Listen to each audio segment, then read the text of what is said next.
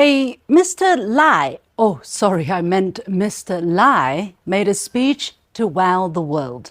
I watched it and felt maybe his surname really is L-I-E, Lai.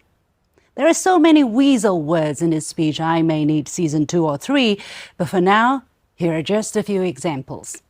First, he repeatedly calls Taiwan a nation.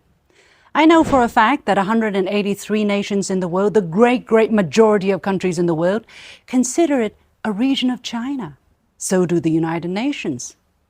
You know, when kids play house, they can pretend to be what they are not. But if adults do that in real life, reality strikes back. Mr. Lai said more countries around the world support Taiwan's meaningful international participation. Sure, the region was able to participate in the sovereign nation-only World Health Assembly as Chinese Taipei.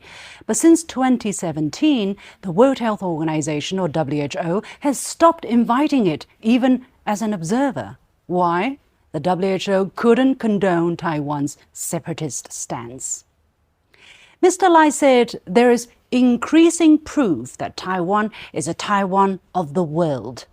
Let's ask Nauru, Honduras, Nicaragua, Kiribati, the Solomon Islands, El Salvador. You want more? Okay. Burkina Faso, the Dominican Republic, Panama, and Sao Tome and Principe. Ask what they think about it.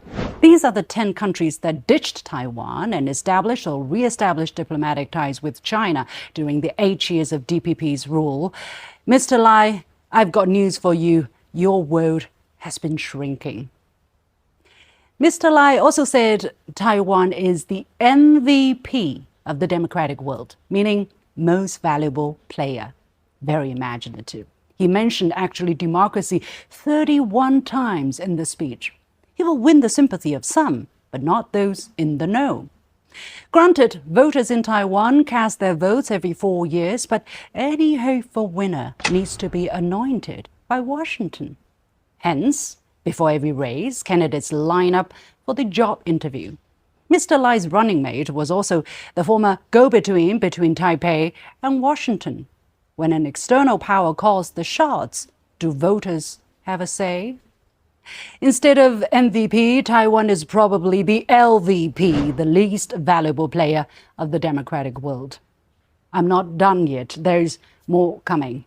Mr. Lai said his predecessor, Tsai Ing-wen, laid a solid base for Taiwan's development. Oh, please pull the other one. After 8 years of DPP rule, have living standards improved?